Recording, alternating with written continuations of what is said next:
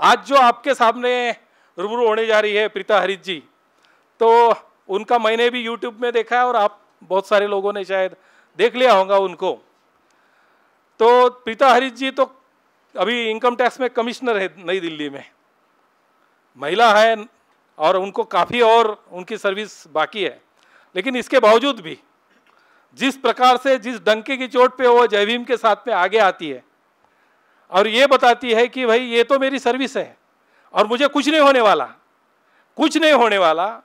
ये जो लोग अभी हमारे यहाँ पे काफ़ी सारे लोग बैठे हैं, वैसे तो हम नागपुर के लोग बोलते हैं कि हम डरते नहीं है, लेकिन कुछ लोग होते भी हैं डरने वाले, बहुत ज़्यादा डरते हैं। ये जो बच्चे हैं ना, इनके माँ बाप जो है, ये इन्होंने नौकरी तो की लेकिन डर डर के की। लेकिन नौकरी करते हुए भी हम समाज का काम कर सकते हैं और डंके की चोट पे बाहर में आके कोई सोच सकता है कि इनकम टैक्स कमिश्नर आदमी खुद का एक संगठन बना ले, एक सोशल संगठन। और जैसे जिस प्रकार से अभी अमन कामड़े जी ने बताया कि एक आप सब लोगों ने व्हाट्सएप पे देखा कि एक महिला को नंगे घुमाया गया, उनके पति को और बच्चे को, तो ये सब ने तो, हमने तो देखा, लेकिन उसके लिए, उसको न्याय दिलाने के लिए अपनी नौकरी छोड़ के 6-7 हज़ार का मजमा इकट्ठा करके डंके की चोट पे बोलती है कि भाई ये जो है, इसको सिर्फ बाबा साहब की विचारधारा इसको समाधान दे सकती है, और यदि इसमें कुछ भी कम ज़्यादा होता है तो ये प्रीता हरित जो है ये पूरी ताकत के साथ में इस महिला के और इस समाज के साथ में है। तो ये ऐसा मादा रखने वाले जो लोग हैं, क्योंकि भाई तुम्हें अलग अलग सपने हो सकते हैं, किसी को आईएएस ऑफिसर बनना है, किसी को बड़ा आदमी बनना है, वे बने, सब बड़े बने, बड़ा बना तो क्या बना, जैसे पेड़ खजूर ऐसा ना बने, किसी को छाया भी ना दे और किसी को पंछी भी ना बैठे तुम्हारे झाड़ पे। भाई बड़ा बनो, लेकिन यदि जय भीम का सहारा लेते हो आप, यदि बाबा साहब के विचारधारा का सहारा लेते हो, तो आप भी बड़े बन सकते हैं और आपका समाज भी आपकी वजह से बड़ा बन सकता है। आने वाले पिछले जो लोग हैं, जो पीछे हैं, मुझे मालूम है आज की सभा में जैसे प्रीता हरित जी, आप तो जैसे एक जाटो कम्युनिटी से शायद हो सकती है, यहाँ पे बुद्धिस्ट लोग हैं, मातंग कुछ लड़के हैं, लड़कियाँ आई है, मुद्दाम से आई है, मुझे बड़ा अच्छा लगा, सारी जाति धर्म के लोग आए हैं। हम तो जाति धर्म के लोग मानते नहीं हैं, क्योंकि बाबा साहब की विचारधारा तो मानव जाति की विचारधारा है। अब बाबा साहब को किसी ने किसी जाति के लिए निर्धारित किया होगा, संकुचित किया होगा, ये अलग बात है, लेकिन बाबा साहब सारे भारत में, सारे विश्व में मानव जाति के उत्थान के लिए है। इस बाबा साहब की विचारधारा को हम किस प्रकार से आपके ऊंचाई के साथ में हम इसको जोड़ सकते हैं, इसका जीता जागता नमूना आपके सामने अभी हाजिर हुआ है प्रीता हरित जी के माध्यम से। तो मैं उनके बीच में मैं ज़्यादा समय नहीं लूँगा, इतना ही बोलूँगा और रुकूंगा। धन्यवाद। जय भीम, जय Bharat. 9 years have been passed. We are yet to understand the path of Buddha. I must tell you frankly. Because when we talk of Buddhism, there are 3 parts. One is Pariyati, one is Patipatti, and one is Pativedana. And when we all are experts in Pariyati, that is theory portion, but when it comes to practice, we are not yet followed the path. So unless you practice the path of Buddhism, path of Buddha, you are not true Buddhist. And the day you start following this practice, that will give strength to appear for all your competitive exams. So, since we have come on this occasion of 59th Dhamma Vijay Day, I don't call it Dhamma Chakra Pravartan Day, because Dhamma Chakra Pravartan was carried only by the Buddha 2550 years back. It was only an occasion by Dr. Baba Saheb Ambedkar. That's why I call it a Dhamma Vijay Day.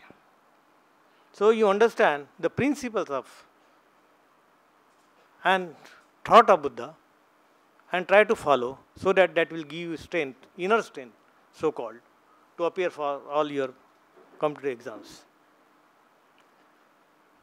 Yes, as Ayushman Anil Ramteke has said, when you are appearing for competitive exams, what is most important is hard work, your intelligence, your continuity, and your commitment. that continuity has to be 100%, your commitment has to be 100%, your hard work has to be 100%, and whatever intelligence you are having, you all have to bring out that intelligence 100% when you are appearing for this. And then only you can think of the success. And a question has been raised by Aman Kamble in the beginning. You are the youths, and you have to also follow the cause of society. To this, Dr. Babasaheb Ambedkar has addressed on 3rd January 1945 at Calcutta. I must tell you. Dr. Babasaheb Ambedkar, when he was addressing students, he has said, "You are now the students. Your dedication, devotion to studies is most important." So, when now you are all the students appearing for competitive exams, your most important is commitment, dedication, devotion to the studies and to your goal.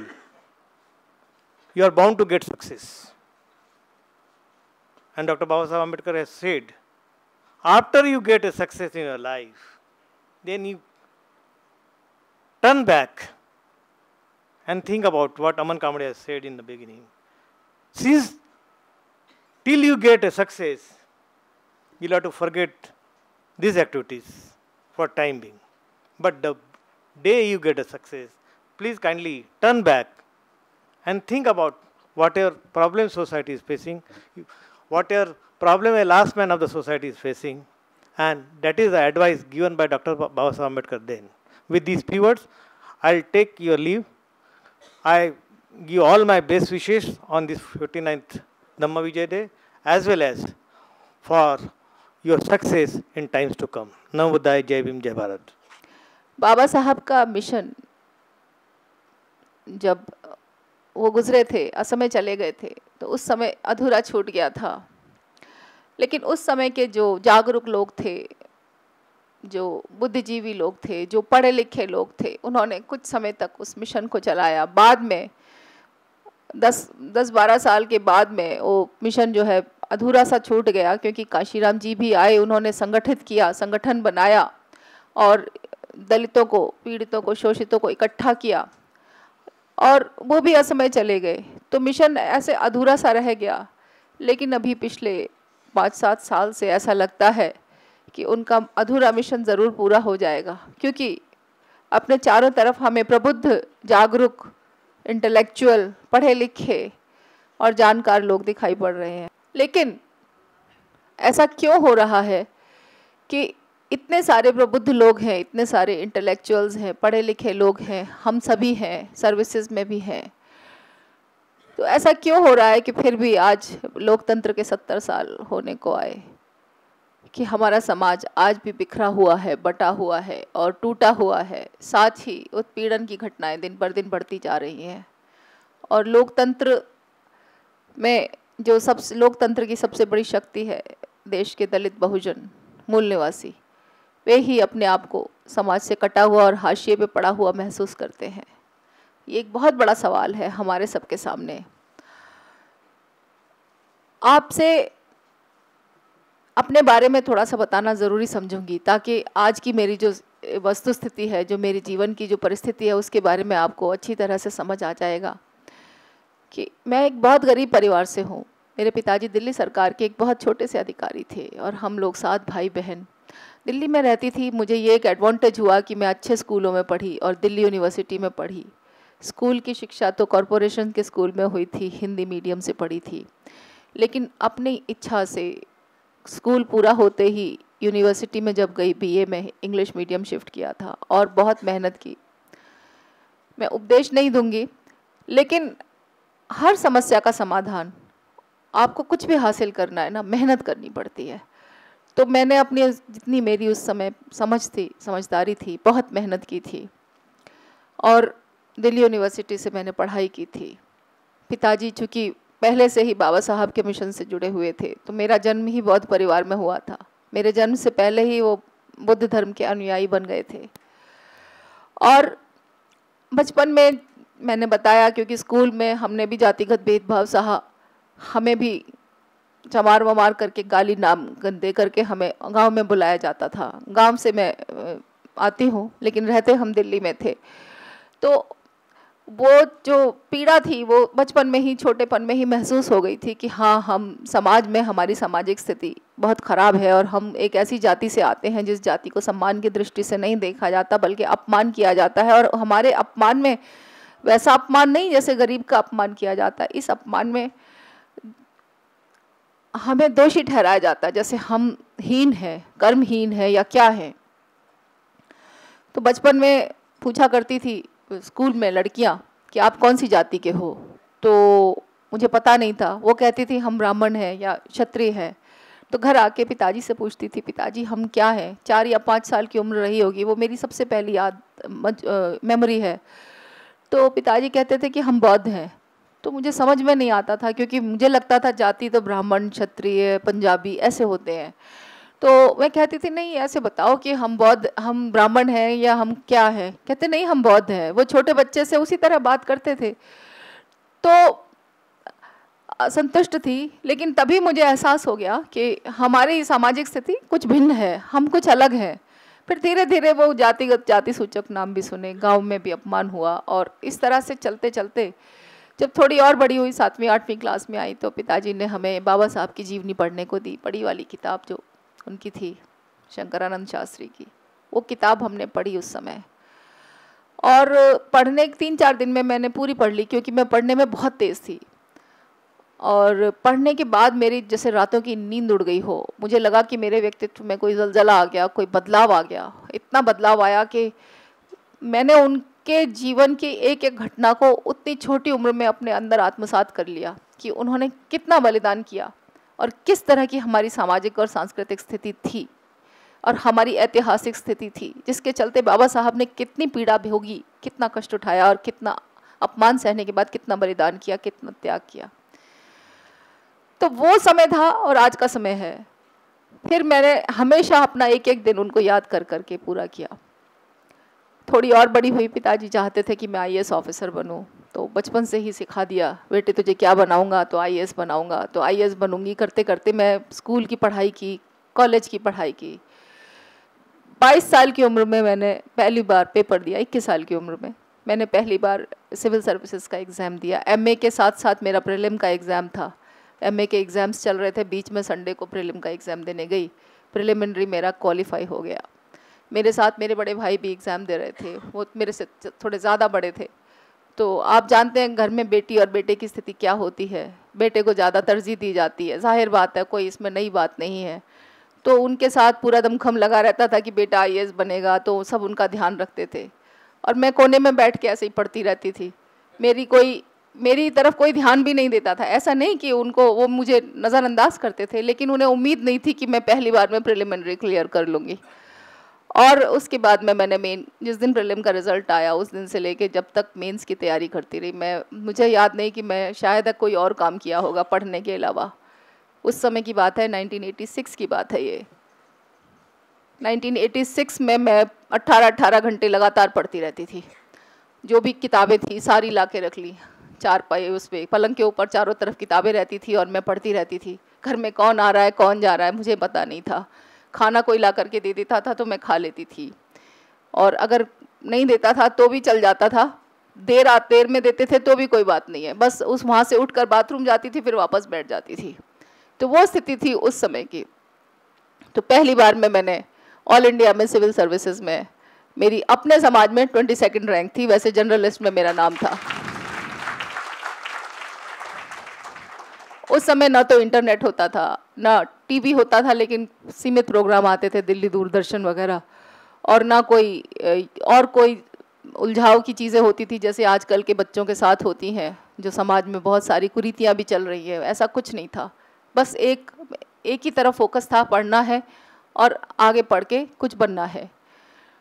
Civil services से पहले मेरे कम से कम 7-8 appointment हुए, GIC के, LIC के, unit trust of India के, assistant grade UPSC के, और बहुत सारे मेरे को याद भी नहीं है, सारे अपॉइंटमेंट लेटर्स रखे हैं। वो मैंने वो सारे छोड़ दिए। इसी समय इसी दौरान में आए थे वो, और मैंने सारे क्वालिफाई किए थे, वो मैंने छोड़ दिए। और छोड़ने के बाद मैं ये इसके लिए लगी रही। तो मेरा 22nd रैंक थी, 21 आईएएस की वैकेंसी थी, 22वीं मेरी पोजीशन थी। आईएएस मैं नहीं बन पाई। मेरे पिताजी की मैं आज्ञाकारी बेटी थी, बहुत छोटी भी थी। उन्हें बड़ा अचरज हुआ कि मैंने कैसे कर लिया, क्योंकि भाई के लिए तो सब पूरी जान लगा रहे थे कि ये बन जाए, और बन गई मैं। तो मुझे खुद उनको आश्चर्य हुआ, हालांकि उनको पता था कि मैं इंटेलिजेंट हूँ और मेहनत करती हूँ। उसके बाद मैंने इनकम टैक्स की नौकरी ज्वाइन की, क्योंकि उन्होंने मुझे कहा कि आप इनकम टैक्स ज्वाइन करो। यहाँ पर भी मैं आपको बता देती हूँ कि चूँकि मैं एक लड़की थी, हूँ भी, तो एक लड़की थी, तो मेरे लिए मेरे पिताजी ने ये फैसला किया कि आप इनकम टैक्स की नौकरी ज्वाइन करो, क्योंकि आईएफएस आप करने जाओगे तो पारिवारिक जीवन आपका नहीं ठीक से बन पाएगा, विदेशों में रहोगे। और उसके बाद अगर आप आईपीएस ज्वाइन करते हो तो फिर से आईपीएस में आपके लिए शायद ठीक नहीं रहेगा, क्योंकि फिर शादी कैसे करेंगे, सुयोग्य वर नहीं मिलेगा, 100 बातें। तो उन्होंने मुझे कहा आप इनकम टैक्स ज्वाइन करो, डिस्ट्रिक्ट हेडक्वार्टर में रहोगे, खुश रहोगे, दिल्ली में रहोगे। तो मैंने कहा चलो ठीक है। तो पहली बार हुआ। उसके बाद में मैं यहीं आईआरएस की ट्रेनिंग करने national academy of direct taxes Chhindwara road पर आई, नागपुर में आई, और मैंने यहाँ पे ट्रेनिंग की। ट्रेनिंग के दौरान मैंने फिर से तैयारी की और अगले वर्ष फिर से परीक्षा दी, और फिर से मैं पूरी क्वालिफाई करके मैंने फिर से, मेरा जनरल लिस्ट में फिर से नाम था, लेकिन मैं चूँकि इनकम टैक्स में थी तो मैंने फिर कोई अपॉइंटमेंट नहीं लिया। उसके बाद हमारी ट्रेनिंग 1.25 साल की थी। ट्रेनिंग कंप्लीट करके मैं वापस घर गई। मेरी बहुत जल्दी शादी हो गई, उसके तुरंत बाद मेरी शादी हो गई। मेरे हस्बैंड आईपीएस ऑफिसर हैं, और एक जल्दी से जल्दी 1 साल के बाद मेरे 2 बेटे हुए, और अभी काफ़ी बड़े हैं। तो बच्चे छोटे थे और गोदी में लेकर के मैं प्रीलिम, मतलब मैं प्रेग्नेंट थी जब मैं पहली बार प्रीलिम देने गई उस समय, और फिर अगस्त में वो हुआ और नवंबर में मैंने फिर एग्ज़ाम दिया। तो गोद में लेकर के मैं पढ़ाई करती थी, न जाने कैसे पढ़ती थी, जो भी था मैं मेहनती शुरू से थी और फोकस था। फिर तीसरी बार मेरा सिलेक्शन हुआ, मतलब 3 बार मेरा पूरा सिविल सर्विसेज क्वालिफाई हुआ, और तीसरी बार मैंने अपना कैंडिडेचर अपने हाथ में रोका। मुझे आईपीएस अलॉट हुआ और मुझे यूटी कार्डर अलॉट हुआ दिल्ली। मेरे हस्बैंड आईपीएस में हैं, केरला कार्डर में, मैंने आपको बताया। और उस समय पर मेरे परिवार की तरफ से मेरे 2 छोटे बच्चों को संभालने वाला कोई आगे नहीं आया। मैंने अपने बच्चों की खुशी की खातिर आईपीएस की नौकरी ज्वाइन नहीं की। पहली बार अपने पिता के कहने से ज्वाइन नहीं की, दूसरी बार मैंने सोचा अभी मैं आईएएस ही बनूंगी, तब ज्वाइन नहीं की। तीसरी बार मैंने ये देखा कि मेरे छोटे बच्चों को कौन संभालेगा, अगर मैं चली जाऊंगी तो। छोटा वाला बहुत छोटा था, तो मैंने उनके लिए त्याग किया। आज मैं इस चीज़ को महसूस करती हूँ, और उस त्याग को मैंने कम से कम 10-15 साल तक अपने मन में एक गांठ बना करके रखा कि मुझे आईपीएस ज्वाइन कर लेना चाहिए था। लेकिन आज मैं महसूस करती हूँ कि अगर मैंने आईपीएस नहीं ज्वाइन किया तो अच्छा किया। इसके बारे में मैं आपको बाद में बताऊंगी कि मैं क्यों ऐसा महसूस करती हूँ।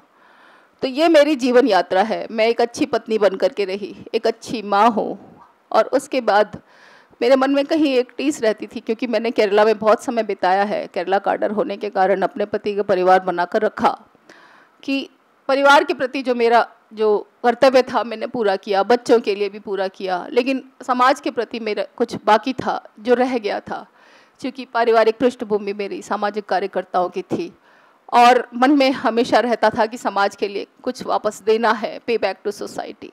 और वो बाबा साहब की बात कि मुझे पढ़े लिखे लोगों ने धोखा दिया, मुझे हमेशा महसूस होती रहती थी।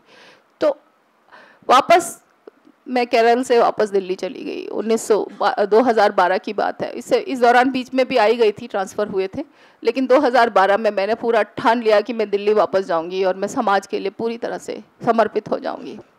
आज ये स्थिति है कि समाज में रहकर भी मैं सन्यासिनी का जीवन जी रही हूँ, और परिवार को मैंने, मेरे बच्चे बड़े हैं, लगभग सेटल्ड हैं, पढ़े लिखे हैं, दोनों इंजीनियर हैं, और इस समय अपना अपना काम भी कर रहे हैं, फाइनेंशियली इंडिपेंडेंट है। तो मैंने यही सोचा कि अब मेरा इससे ज़्यादा मैं और परिवार के लिए क्या करूं।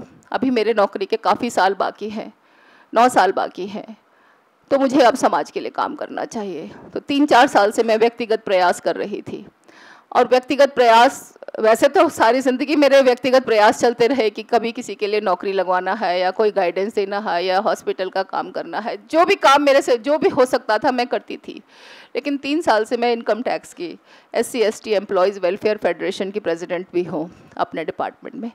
उसके तहत मैं पूरे देश में घूमती हूँ और हमारे इनकम टैक्स की जो यूनिट्स हैं उनको मैं रिवाइव कर रही थी, जो नहीं थी वहाँ मैंने नई यूनिट्स बनाई, और लोगों के, हमारे जो ऑफिसर्स और स्टाफ की जो कोई भी समस्याएं हैं उनको भी हम देखते रहते थे और उनके लिए जो भी बन पड़ता था करते थे। इसी दौरान मेरी दूसरे विभागों के लोगों से भी जान पहचान हुई, संपर्क हुआ, तो मुझे ये महसूस हुआ कि अब शायद मुझे पूरी तरह से इस मिशन के अंदर कूद पड़ना चाहिए।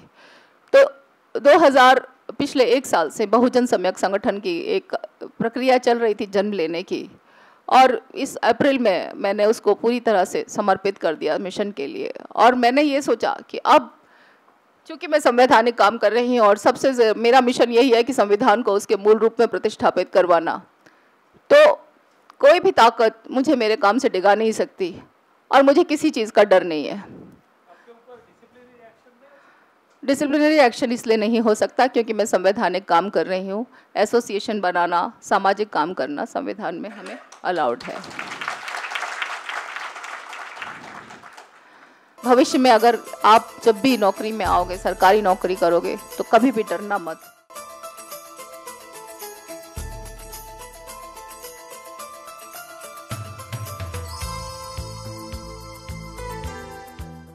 लोग डरते हैं, लोग अज्ञानी हैं, उनको पता नहीं है इस बात का, और वे शायद शीशे के घरों में खड़े हैं तो उन्हें लगता है कि अगर हम कुछ भी ऐसा काम करेंगे तो हम पर मुसीबत टूट जाएगी। लेकिन ऐसा नहीं होता। बाबा साहब ने हमें बहुत शक्ति दी है और सबसे बड़ी शक्ति है हमारी अपनी शक्ति।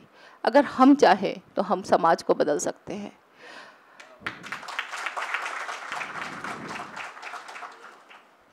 मैंने पूरे निस्वार्थ भाव से ये काम करने का एक प्रण किया और मैं लगातार पिछले साल भर से पूरे देश में घूम रही हूँ। सिर्फ उत्तर प्रदेश में नहीं, मैं मध्य प्रदेश भी जाती हूँ, गुजरात, राजस्थान, हरियाणा, पंजाब, सब जगह जाती हूँ। महाराष्ट्र भी बहुत बार आई हूँ। और मैंने धीरे धीरे समाज की स्थिति को समझा तो मुझे लगा कि हमारे लोगों का मान सम्मान बिल्कुल भी नहीं है, बिल्कुल टूटा हुआ है ही नहीं। टूटा क्या है ही नहीं। अब जैसे पिछले दिनों दनकौर कांड की ये घटना हुई, आपके सबके सामने वो वीडियो वायरल हुआ होगा, व्हाट्सएप का ज़माना है, तो सुबह सुबह वो वीडियो मेरे पास भी आया। मेरी पहचान है सामाजिक कार्यकर्ता के रूप में। एकदम लगातार मेरे पास बहुत सारे फ़ोन आने लग गए और लोगों ने पूछा कि मेरी क्या प्रतिक्रिया है। पहले तो मैं उस वीडियो को देखकर हतप्रभ रह गई कि ऐसा भी कभी हो सकता है, क्योंकि वो वीडियो बिल्कुल ऐसा था जैसे कि पोर्नोग्राफी हो। इतना ख़तरनाक वो वीडियो था। देख करके मुझे बहुत शर्म आई और मुझे बहुत गुस्सा आया, मेरा खून खौल उठा। खैर किसी तरह दिन पूरा किया दफ्तर में। शाम को निकल गई 5 बजे। हमारे दिल्ली से बहुत पास ही है, तो घंटा भर लगा वहाँ गई। तो वहाँ पर पहुँची तो पीड़ित के परिवार से मेरी बातचीत हुई। पीड़ित का भाई था, उसकी दादी थी, बहन थी और बच्चे भतीजे वगैरह थे, भतीजियाँ। पूरा परिवार, पूरा समाज जुड़ गया वहाँ पर। पूरा 300-400 लोगों की भीड़ इकट्ठी हो गई।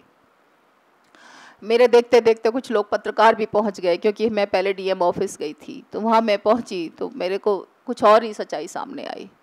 हमने सुबह से तो ये सुना था कि वे कपड़े फाड़ कर, कपड़े उतार कर विरोध कर रहे थे, लेकिन सच्चाई ये थी कि पुलिस की ज़्यादतियों के कारण उनके कपड़े फटे थे। क्योंकि कोई भी महिला और कोई भी पुरुष अपने कपड़े उतार कर विरोध प्रदर्शन नहीं करता। ये बात आप भी जानते हैं अच्छी तरह कि हम इंसानों के कपड़े सिर्फ तभी उतरते हैं जब वो बच्चा या तो पैदा होता है तब बिना कपड़ों के होता है, और जब वो इंसान मरता है तब। तो ये वाली जो स्थिति थी, ऐसी स्थिति क्यों फैलाई गई, इसका एक ही जवाब है कि दलित का कोई मान सम्मान नहीं है। कि दलित को, शोषित को, पीड़ित को, जो पहले से ही दलित है, उसको ऐसे समझा जाता है कि इसकी तो कोई इज्जत नहीं है। इसके लिए हम ये बात कह दें कि दलित का कोई मान सम्मान नहीं है। किसी भी राजनेता ने, किसी भी राष्ट्रीय नेता ने, किसी भी सांसद ने, किसी भी मंत्री ने, किसी भी सामाजिक संगठन ने एक आगे आकर के ये नहीं कहा कि ये गलत हुआ है। जब मैं गई हूँ, क्योंकि मैंने बताया पीछे पीछे कई पत्रकार चले आए थे, मेरी खबर अगले दिन अखबारों में आ गई। उसके बाद अगले दिन से वहाँ पर संगठनों का तांता लग गया और लोगों का तांता लग गया, और जो कोई जाता था अपने उसका श्रेय लेने की कोशिश कर रहा कि मैंने काम किया। मैंने पुलिस विभाग में पूरा विभाग खटखटा दिया और उनको मैंने अच्छी तरह से समझा दिया कि इस घटना का संज्ञान लो और मुझे इसके ऊपर कार्रवाई चाहिए। जो एसओ है वहाँ का, यादव है, मैंने कहा मुझे इसके ऊपर एक्शन चाहिए और जब तक एक्शन नहीं होगा मैं पीछे नहीं हटूंगी। और उनको मैंने बहुत दृढ़ अपने दबंग तरीके से उनको मैंने समझा दिया कि ये घटना जो है अंदर नज़रअंदाज अगर हो गई तो इसका अंजाम बुरा होगा।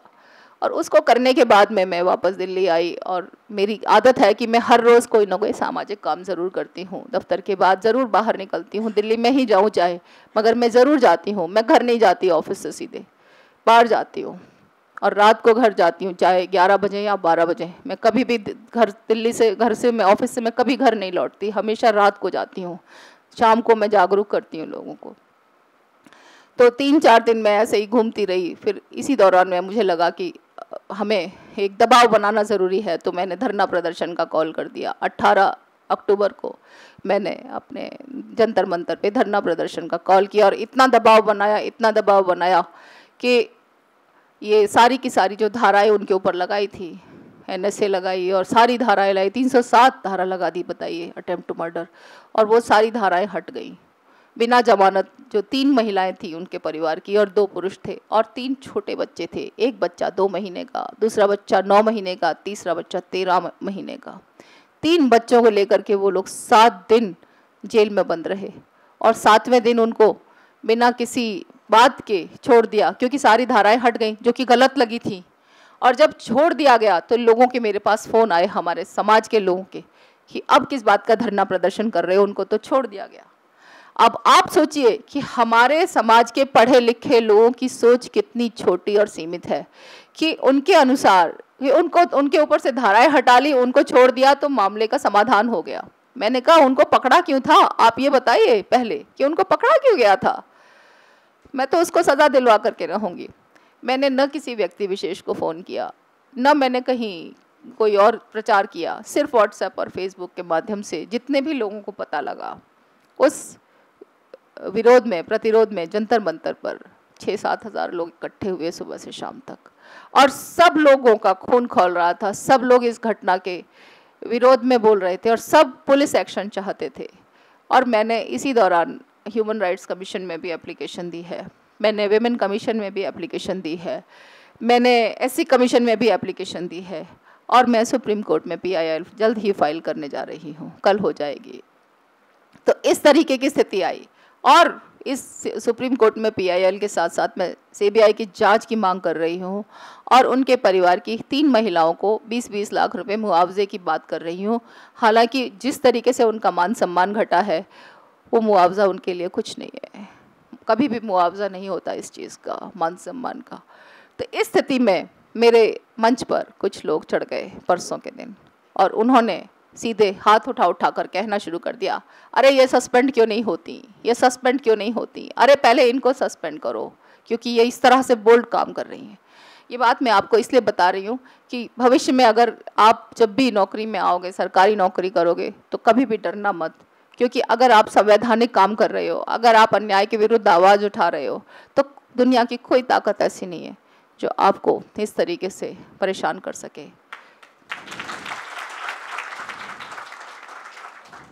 चूँकि लोगों की सोच सीमित है, चूँकि लोगों की सोच राजनीतिक है, तो हर चीज़ में वो राजनीति ढूंढते हैं और उससे अपने अपने नंबर पूरे करते हैं, बढ़ाते हैं, जबकि ऐसा नहीं है। मेरे जो भी कार्य हैं उनसे पता चलता है कि मैं निस्वार्थ भाव से काम कर रही हूँ। बाबा साहब के मिशन को, अधूरे छूट गए मिशन को लेकर के चली हूँ।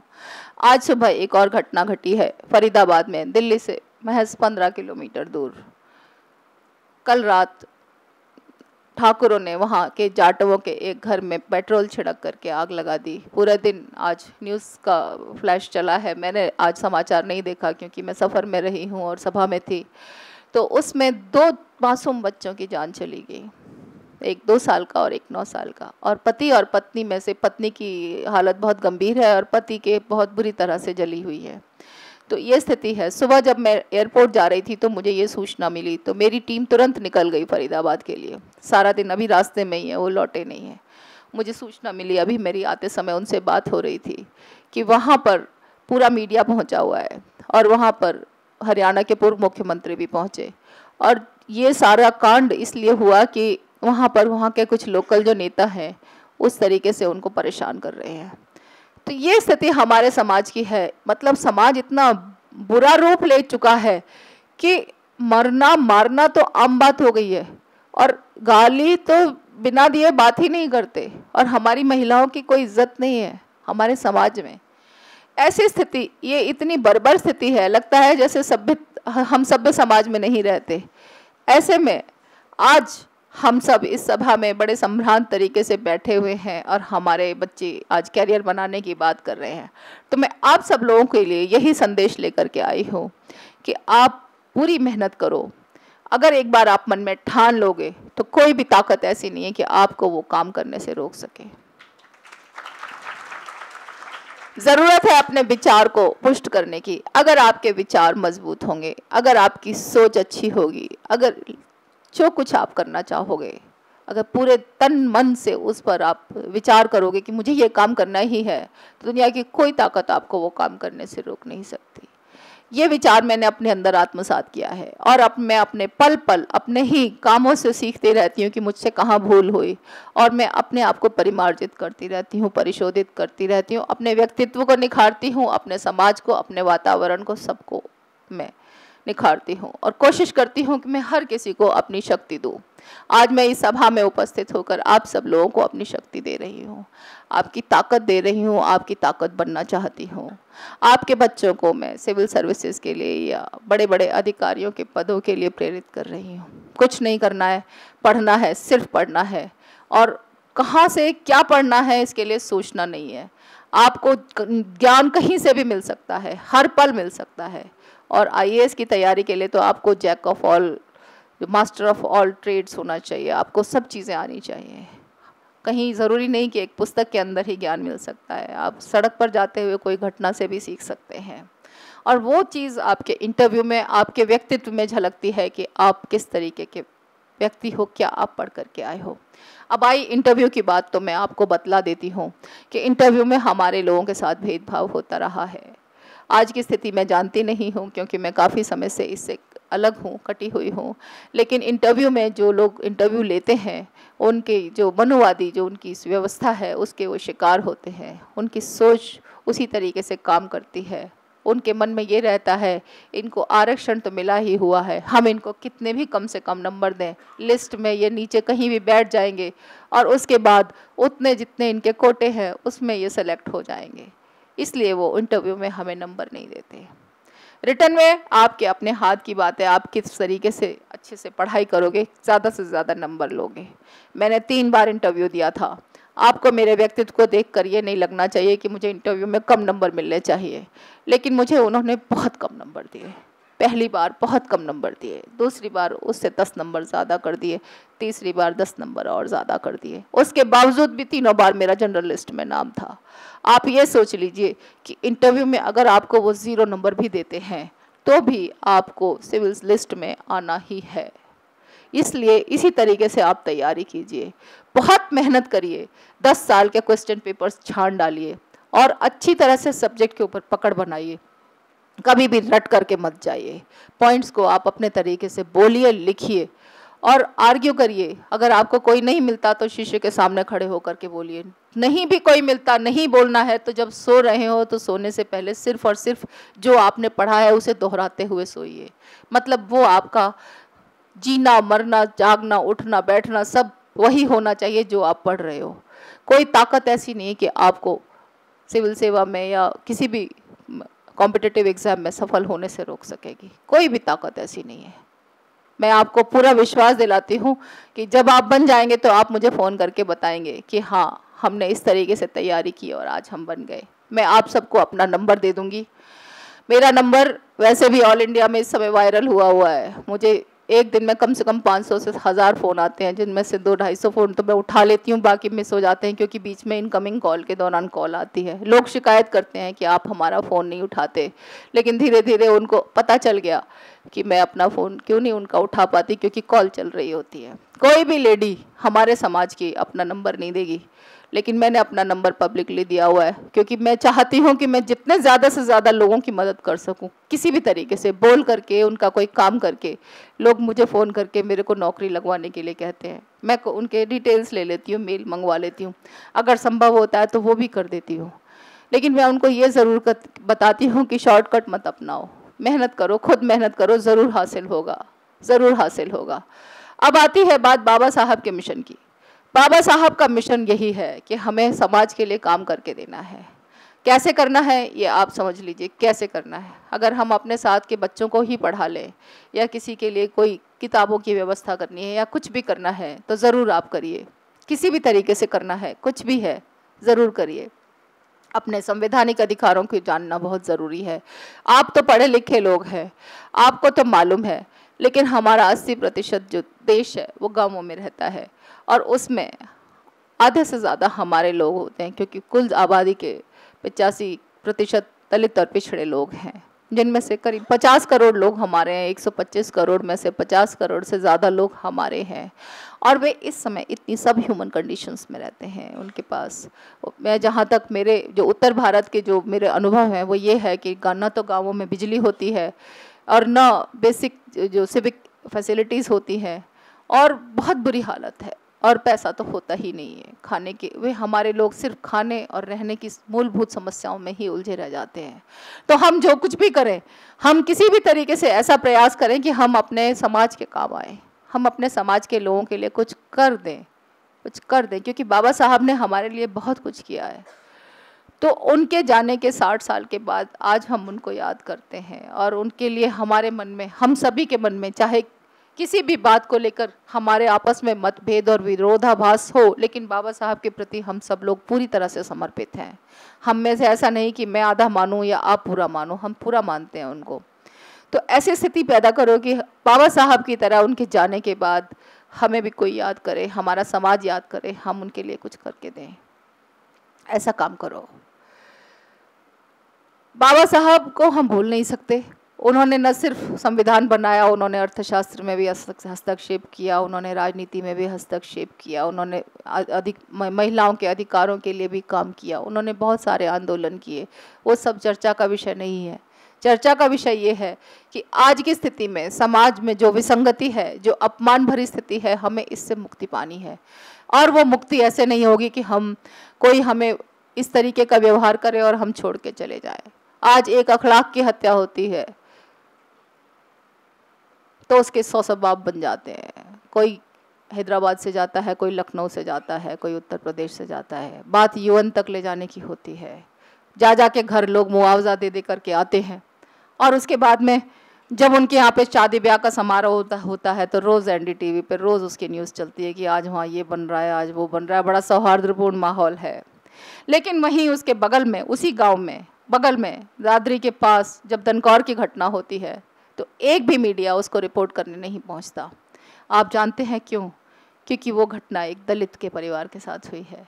मैं अखलाक की हत्या का बहुत मुझे क्षोभ है, मुझे दुख है। वो नहीं होना चाहिए था, वो गलत बात है, लेकिन वो धर्म की राजनीति है, और हमारे देश में हमेशा बात धर्म की राजनीति होती रही है।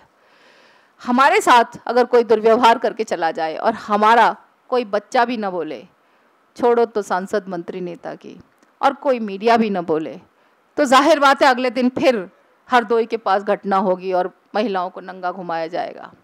उससे 4 महीने पहले बागपत में 2 महिलाओं को नंगा घुमाया गया, माँ बेटियों को। और उस समस्या का समाधान मालूम है कैसे हुआ था? उनके पति ने पैसे ले लिए थे और केस विड्रॉ कर लिया था। मैं उस गांव में गई थी, उन माँ बेटियों की शक्ल देख करके मुझे बहुत तरस आया था, और वहाँ पर मैं बहुत गुस्से में थी। और मैंने उनको कहा था, आइंदा से समाज का कोई भी मुद्दा अगर ऐसा होता है तो वो आपका पारिवारिक मुद्दा नहीं रह जाएगा, वो मुद्दा समाज का मुद्दा होगा, और हम लोग फैसला करेंगे। वो परिवार को कोई हक नहीं है कि उस मुद्दे को विड्रॉ करके 10-5 हज़ार रुपये पकड़ ले। ये हमारे लोगों का मान सम्मान है, इतना सा कि चंद पैसों में बिक जाता है। मैं यही सिखा रही हूँ कि आप रूखी खा लेना, रोटी मत खाना, भूखे रह लेना, लेकिन मान सम्मान के ऊपर कभी कॉम्प्रोमाइज़ मत करना। ये बहुत हमारे समाज के लिए बहुत बुरा संदेश है कि आज़ादी के 70 साल के बाद भी हमारा देश रोज़ अखबारों में, वहाँ पर टीवी में, मीडिया में, विदेशों में चर्चा होता है कि भारत की विकास की दर 7% बढ़ गई, 8% बढ़ गई। अरे ये है विकास? दलित को महादलित बनाया जा रहा है, पीड़ित को और पीड़ित बनाया जा रहा है, और उत्पीड़न के और नए नए तरीके निकाले जा रहे हैं।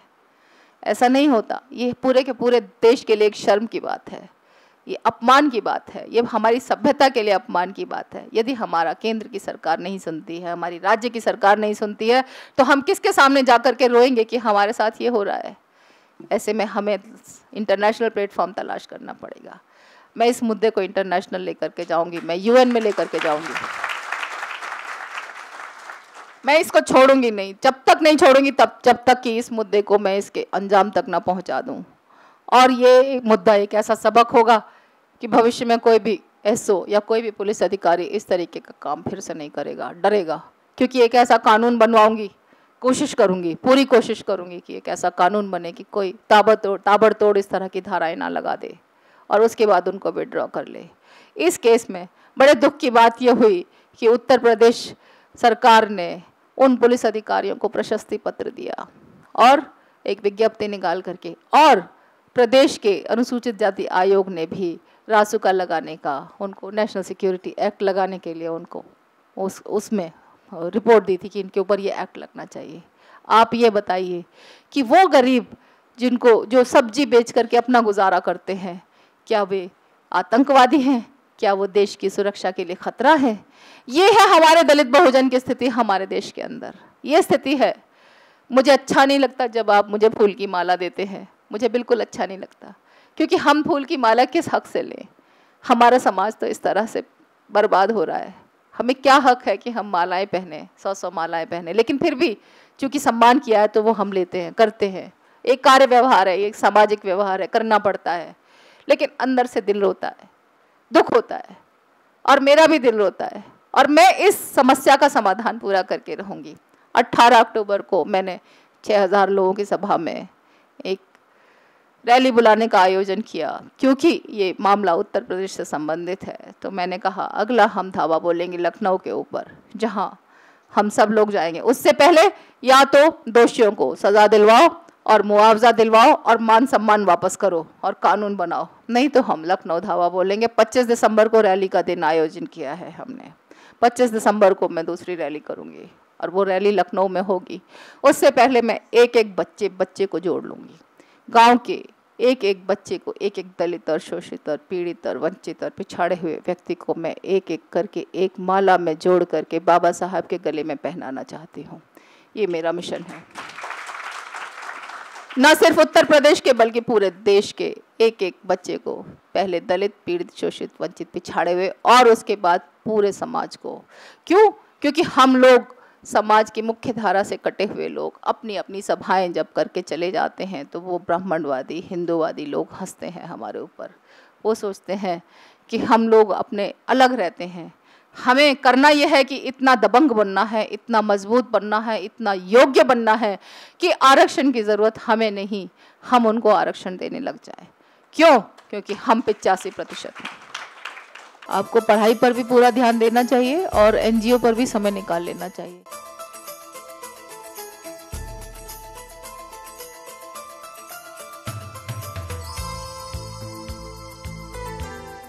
हम 85% हैं, 15% वो हैं। तो ऐसा क्यों हो कि 85% तो 15% में सीमित हो गया और 15% 85% में सीमित हो गया? ये कहाँ का न्याय है? ये अन्याय हुआ इतिहास में। हम उस अन्याय को और नहीं सहेंगे। मैंने पिछले दिनों पूना पैक्ट पर पुनर्विचार के लिए एक गोष्ठी का आयोजन किया था, जिसमें बहुत सारे लोग आए थे, हजारों लोग आए थे। उसमें गाँवों से भी लोग चल कर के आए थे। ऐसे ऐसे लोग आए थे जिनके पास इतने पैसे नहीं है कि वो अपनी कार में बैठ कर के आ जाएं, लेकिन फिर भी लोग आए थे। तो उनको मैंने यही बताया था कि ऐतिहासिक जो गलतियां हुई हैं, उन गलतियों को सिर पर ढोना हमारा कोई ज़बरदस्ती नहीं है। हमें आरक्षण दिया गया एक मजबूरी थी, और आज उसी आरक्षण के बल पर हमारे पर कतरे हुए हैं और हमें हीन भाव से हर समय भरे हुए हैं हम लोग। हम दफ्तरों में, स्कूलों में, कॉलेजों में, संस्थाओं में आरक्षण के बल पर जब पहुंचते हैं तो हम एक हीन भाव से, एक बोझ से भरे होते हैं कि हम शायद इस योग्य नहीं है वहाँ बैठने के, और इस कारण हम अंदर ही अंदर घुटते रहते हैं। जय भीम नहीं बोलते, बाहर दिखाते नहीं, नाम के पीछे चोपड़ा वर्मा और शर्मा गुप्ता लगा लेते हैं, छुप जाते हैं, और बहुत दिनों के बाद हमें जब अंदाज होता है कि हमारा जो पड़ोस में जो हमारे जो स्टाफ बैठता है वो भी हमारी ही जाति से है, तो हम कहते हैं अरे भाई बताया नहीं तुमने। क्यों? क्योंकि हम छिप के रहते हैं। हम छिप के इसलिए रहते हैं क्योंकि हम हीन समझते हैं अपने आप को, लेकिन हम हीन नहीं हैं। आरक्षण के आप अंदर जाइए तो समझ में आएगा कि आरक्षण हमें खैरात के तौर पर नहीं मिला है, लेकिन हमें उन्होंने ये एहसास कराया कि आरक्षण खैरात है। आरक्षण हमारे लिए एक बहुत बड़ी एक हमारे लिए भीख उन्होंने दे दी हमें, जो भीख नहीं है, क्योंकि हमने ही उनको दिया। अगर पृथक निर्वाचन का सिद्धांत पूरा हो जाता, जो मांग उन्होंने बाबा साहब ने की थी, पूना पैक्ट ना होता, क्योंकि अंग्रेज सरकार तो तैयार थी हमें पृथक निर्वाचन देने के लिए, अलग प्रतिनिधित्व देने के लिए, तो इस देश में हमारे लोगों की सरकार होती, हमारे प्रतिनिधि होते, हम मालिक होते इस देश के। लेकिन क्या हुआ? हम मालिक से हम दाता से उठ कर के भिक्षुक बन गए। हम दाता थे इस देश के, हम इस देश के मूल निवासी थे। आर्यों के आने से पहले हमारे अंदर ताकत थी, हमारे अंदर बहुत बड़ी सभ्यता थी हमारी, और उन्होंने हमें लूट लिया, और हमारे ही सिद्धांतों से लूट के उन्होंने हिंदू धर्म बना के हमें हिंदू धर्म के सबसे नीचे सीढ़ी पर बैठा दिया और गांव के और नगर के बाहर छोड़ दिया। और आज भी हम गांव और नगर के बाहर हैं, क्योंकि इस सभा में एक भी सवर्ण नहीं है। हम चाहे एक एसी हॉल में बैठे हों, लेकिन इस भरी सभा में एक भी सवर्ण नहीं है। दिन में जो महिलाओं की सभा थी उसमें एक भी महिला नहीं थी बाहर की। तो ये भी एक तरह का हमारा जो अलगाव है, जो एलिनेशन है from the main stream of the society, is not good for the development of any country. लेकिन हमारे देश में ये हो रहा है। आज विकास की बात करते हैं तो आज हमारे जो बच्चे जो गाँवों में मिड डे मील खाते हैं और उसमें कीड़े पड़े हुए होते हैं और सिर्फ कटोरा लेकर के, बर्तन लेकर के जाते हैं कि वो खाना है। क्यों ऐसा है कि हमारे लोगों को भोजन की और रहने की मूलभूत आवश्यकताओं तक सीमित कर दिया? गांव में हम भी पढ़े हैं, हिंदी मीडियम में हम भी पढ़े हैं, लेकिन हम जिस तरीके के माहौल में पढ़े थे हम निकल गए। आज मैं नहीं समझती कि बच्चा हिंदी मीडियम के स्कूल में पढ़ करके जो है अधिकारी बन सकता है। क्यों? क्योंकि पढ़ाई का स्तर दिन पर दिन गिर गया, और उन स्कूलों में पढ़ने कौन जाता है? हमारा बच्चा पढ़ने जाता है। क्यों? क्योंकि हमारे लोगों के पास पैसे की कमी होती है। क्यों? क्योंकि हमारे लोगों का मान सम्मान कम होता है। उनके बच्चे तो इंग्लिश स्कूलों में पढ़ने जाते हैं और बड़ी बड़ी फीसें भरते हैं। आज कोई भी कानून बनाने वाला ऐसा नहीं है जो इस चीज़ को संज्ञान में लाए और हमारे बच्चों को कॉन्वेंट स्कूलों में पढ़ने को भेजे। मैं कहती हूँ, मैं दावे के साथ कहती हूँ कि अगर हमारे सारे बच्चे उतनी अच्छी शिक्षा हासिल कर सकें तो कोई ताकत उन्हें रोक नहीं सकती इस देश में मेन स्ट्रीम में आने से। विकास की बात करते हैं हम, जब 97% लोग हाशिए पर पड़े रहे और उनके पास कुछ भी ना हो तो कैसा विकास है? मैं कहती हूँ, और 97 में अगर 50% को भी आप जोड़ लोगे विकास की मुख्य धारा में, तब इस देश को देखो कितनी तरक्की करता है, कितनी तरक्की करता है। लेकिन होता क्या है यहाँ पर कि राजनीति कर रहे हैं। जो लोग राजनीति कर रहे हैं वे महान अयोग्य लोग हैं। क्यों? क्योंकि वे उन सभी जो उनके व्यक्तित्व में जो सीमाएं हैं वो उनके अंदर हैं। लोभ है, लालच है, स्वार्थ है, और अपने लिए जोड़ने की जो इच्छा है, धन, संपत्ति, वैभव, न सिर्फ अपने लिए, अपने आने वाली 7-7, 100-100 पीढ़ियों के लिए। आप ये बताइए, एक व्यक्ति जो बच्चा जो जन्म लेता है, जन्म से पहले और जन्म के बाद उसका कुछ पता नहीं कहाँ जाता है, कहाँ नहीं जाता है, रहना उसको इसी समाज में, और जितने दिन रहता है जिस चीज़ को उसने खाया पिया उपभोग किया उसके बाद उसके किसी काम की नहीं। तो फिर हमारे अंदर ये धन संग्रह की प्रवृत्ति क्यों?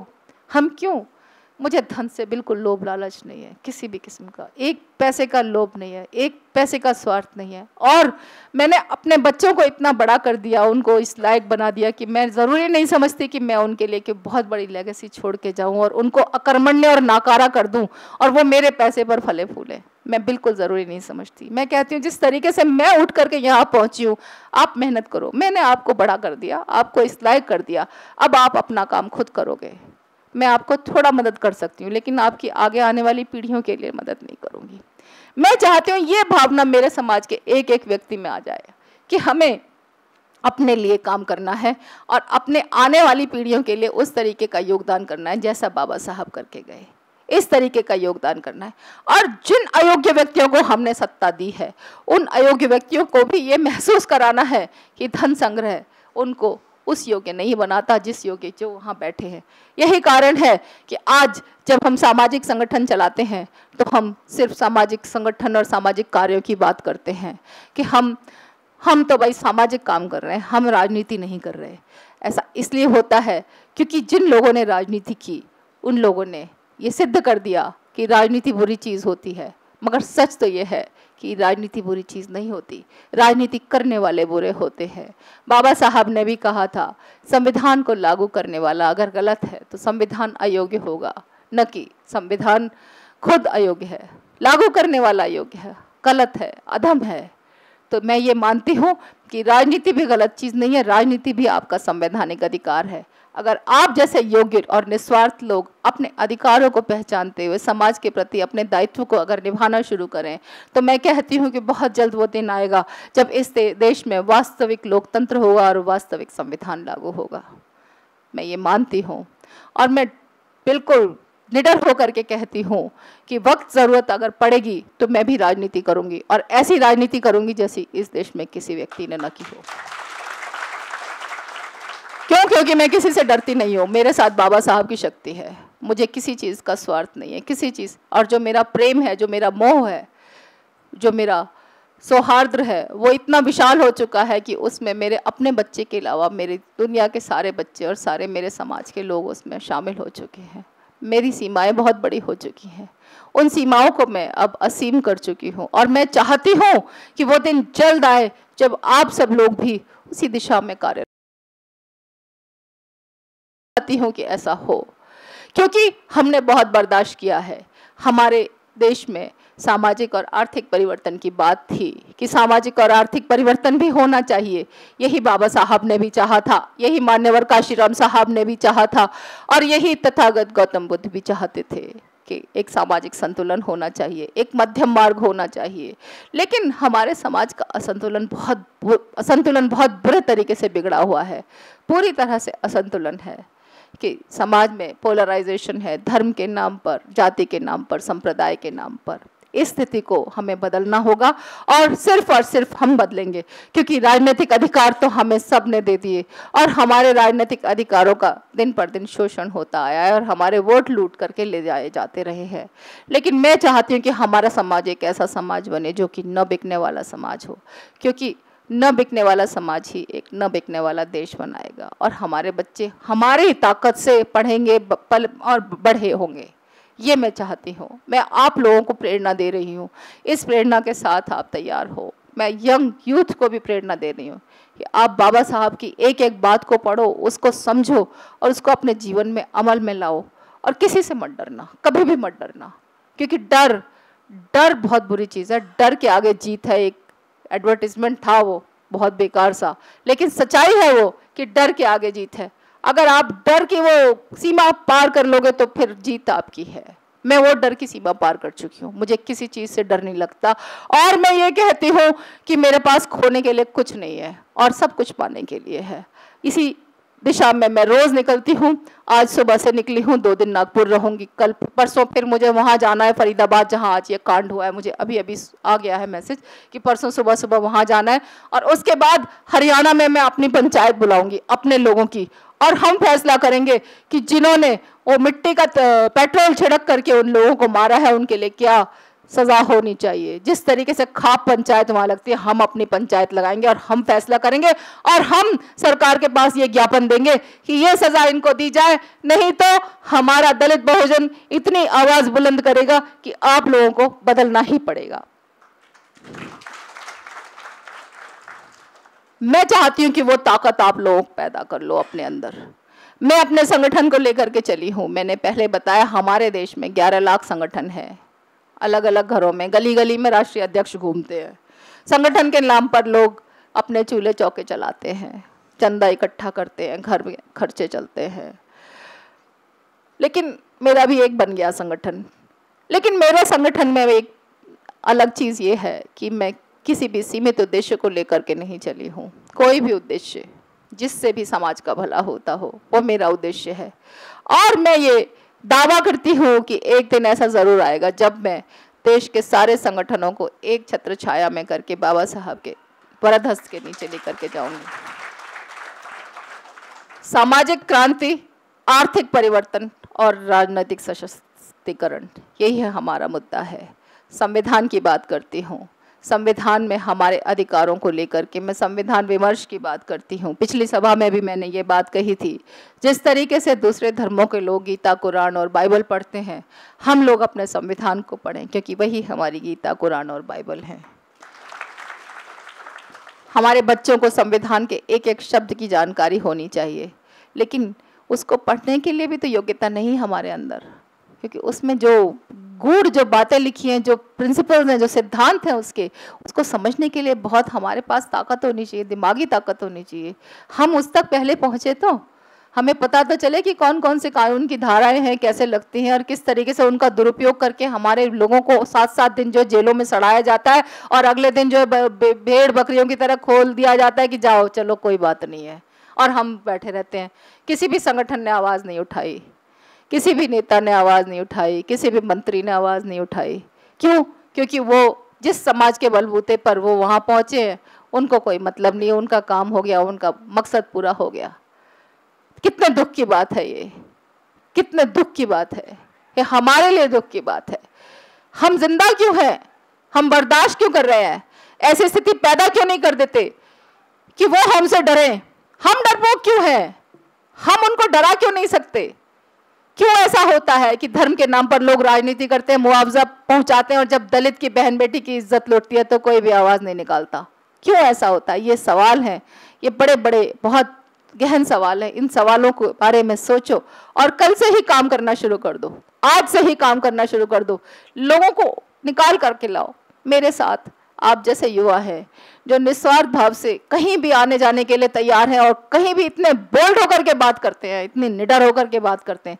अभी हरियाणा के जो पूर्व मुख्यमंत्री हुड्डा साहब, उनको आड़े हाथों लिया और मुझे बताया कि हमने तो उनको बहुत गुस्सा किया कि ऐसे कैसे हो गया। मैंने कहा ऐसे नहीं करना होता है, क्योंकि वे संभ्रांत है और उनके पास एक संवैधानिक पद था, लेकिन ठीक है आपका हम जज्बा समझते हैं।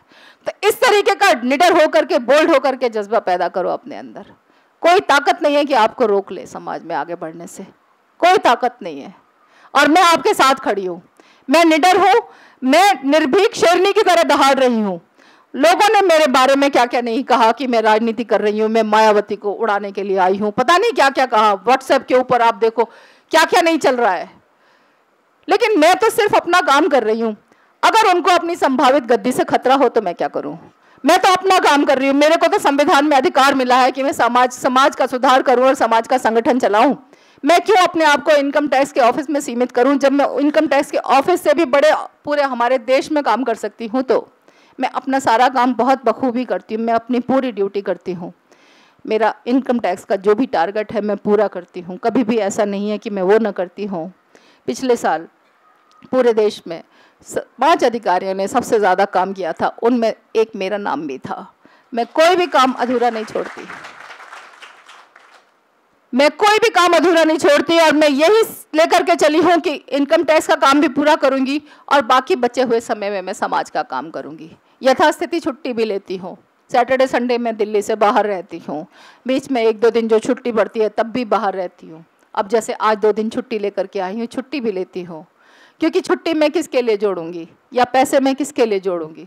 आज में जीना है, इस मोमेंट में जीना है, इस दिन को जीना है।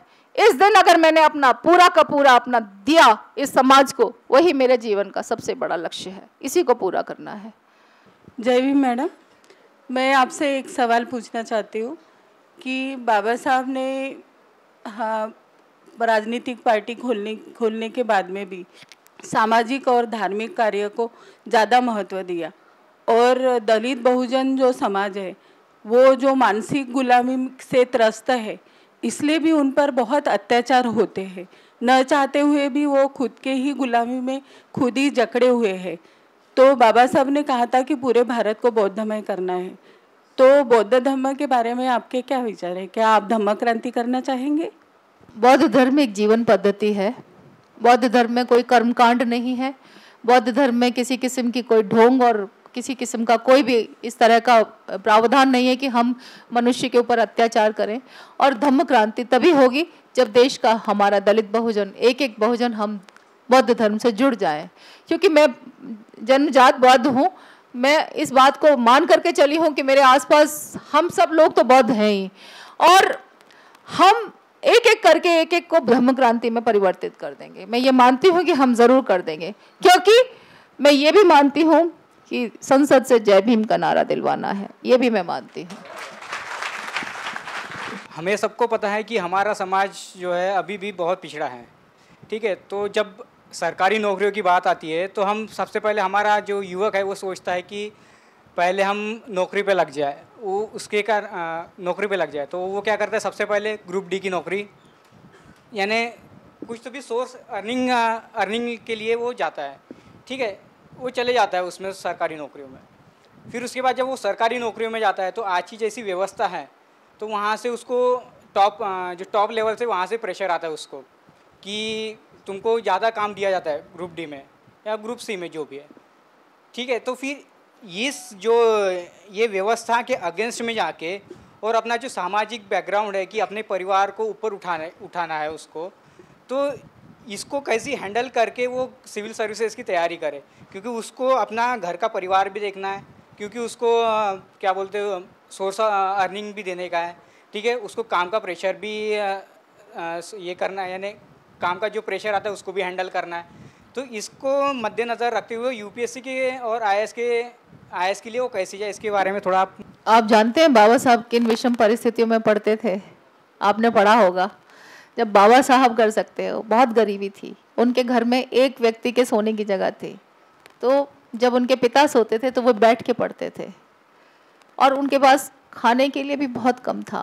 वो जब विदेश में रहते तो एक ब्रेड के टुकड़े से पूरा दिन बिताते थे।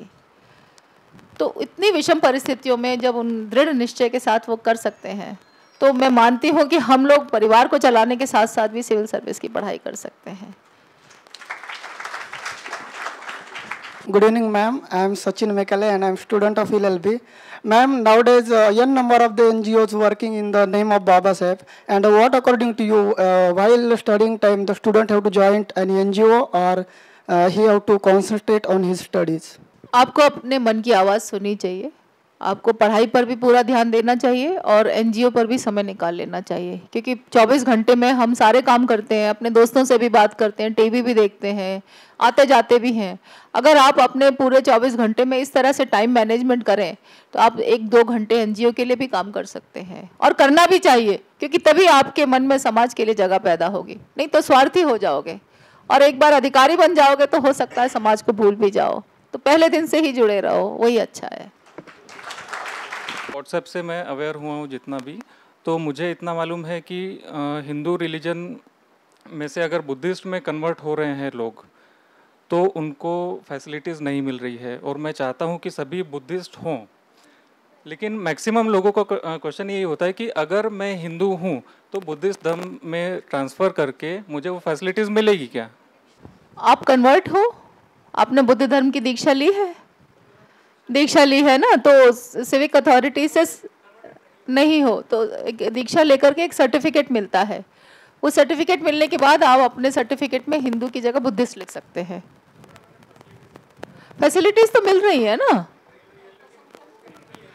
हाँ, तो उसके लिए कैडर देना पड़ेगा, उनको जानकारी देनी पड़ेगी कि उनको जो है आरक्षण की सुविधा है।